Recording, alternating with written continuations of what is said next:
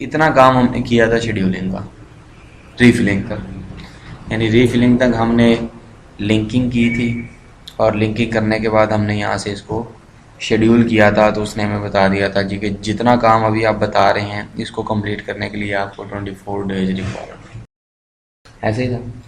अब ये वो एक्टिविटीज़ हैं जो मैंने कल एंटर की हैं, तो अभी ये मतलब ऐसी ही पड़ी हुई हैं, ना इनको अब हमने कोई लिंक किया है, कोई रिलेशनशिप दिया है, ना कोई कॉन्स्टेंट दिया है, बस नॉन कम्प्लीटेड सी पड़ी हुई हैं। पहला काम तो हमारा ये है कि हम इन तमाम एक्टिविटीज़ को एक दूसरे के साथ लिंक करेंगे। जब ये लिंक हो जाएंगी उसके बाद हम फर्दर शेड्यूलिंग स्टार्ट करेंगे। क्या करना है, ये आपके पास रीफिलिंग है। जब फाउंडेशन की रीफिलिंग कंप्लीट हो जाएगी उसके बाद ही आप ग्राउंड फ्लोर के जो है वो कॉलम का स्टील बांधना शुरू करेंगे। तो it means from the end of refilling you will start steel fixing for column. तो ये इसका एफ एस रिलेशनशिप है। जब आपकी वो स्टील फिक्सिंग कंप्लीट हो जाएगी, ठीक है, उसके साथ आपने क्या करना है, फॉर्म वर्क शुरू कर देना है। अब देखो यहाँ पे एक और बात है, लाजमी नहीं है कि जब स्टील फिक्सिंग कंप्लीट हो फिर ही आप फॉर्म वर्क शुरू करें। अब स्टील फिक्सिंग की एक्टिविटी को हमने 3 दिन दिए हुए हैं और फॉर्म वर्क को हमने 1 दिन दिया हुआ है, तो हम इनको लैग दे देते हैं या लीड दे देते हैं। यहाँ पर आप माइनस में वैल्यू पुट करें तो वो लीड होती है, या प्लस में वैल्यू पुट करें तो लैग होती है। तो आप इसको -1 दे रहे हैं। -1 से मुराद ये है कि जब 2 दिन फॉर्म वर्क पे हो जाएंगे, टोटल 3 दिन लगने हैं ना फॉर्म वर्क पे, जब स्टील वर्क पे, जब स्टील फिक्सिंग पे 2 दिन गुजर चुके हों तो तीसरे दिन आप साथ साथ फॉर्म वर्क भी शुरू कर दें, ताकि जब आपका स्टील फिक्सिंग कंप्लीट हो तो पीछे से फॉर्म वर्क भी कंप्लीट हो जाए। तो -1 की जब आपने उसको लीड दे देनी है, वो एंटर हो गई है। जब तक शेड्यूल नहीं करेंगे आपको ये नज़र नहीं आएगा। उसके बाद क्या है जी, फॉर्म वर्क हो जाएगा, देन आपने क्या करनी है, कंक्रीट पोर करनी है। अब फॉर्म वर्क के बाद है कंक्रीट पोरिंग, ठीक है। अभी ये कंक्रीट पोरिंग है।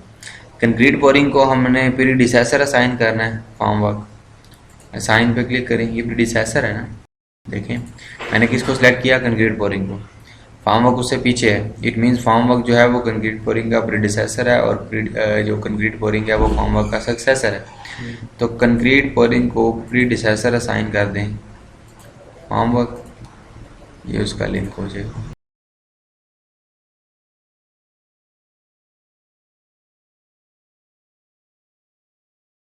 अब जब ये वाली कंक्रीट पोरिंग हो जाएगी उसके बाद किसकी बारी है, बीम की। अब कंक्रीट पोरिंग बीम जब हो गई उसके बाद आपने बीम का फॉर्म वर्क स्टार्ट कर देना।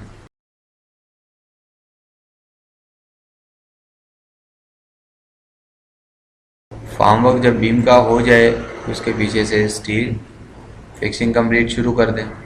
स्टील फिक्सिंग हो जाए तो उसको कंक्रीट पोर करना शुरू कर दें।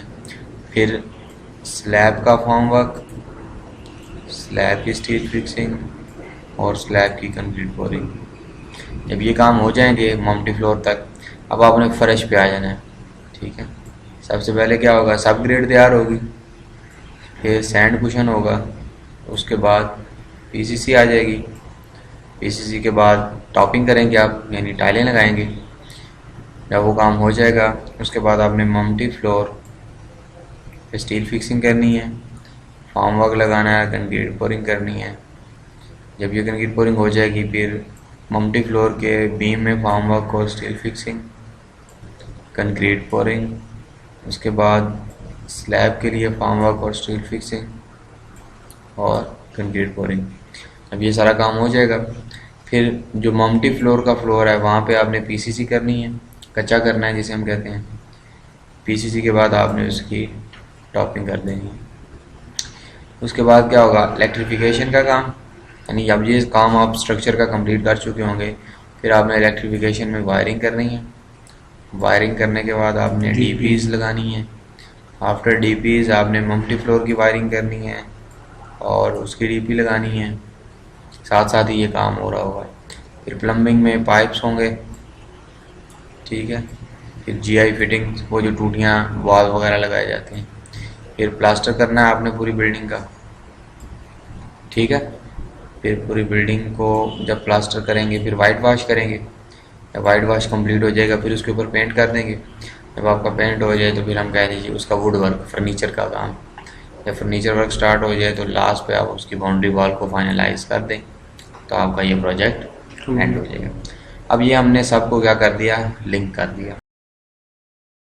लिंक करने के बाद आप शेड्यूल पे क्लिक करें, ऑप्शन में जाके कैलेंडर चेक करें, प्रोजेक्ट डिफ़ॉल्ट कैलेंडर ही है, चलें जी ठीक है, तो इसको शेड्यूल कर दें। तो उसने शेड्यूल करके बता दिया कि ये जो आपने एक्टिविटीज़ बताई हैं, इन एक्टिविटीज़ को कंप्लीट करने के लिए आपको कितना टाइम रिक्वायर्ड है।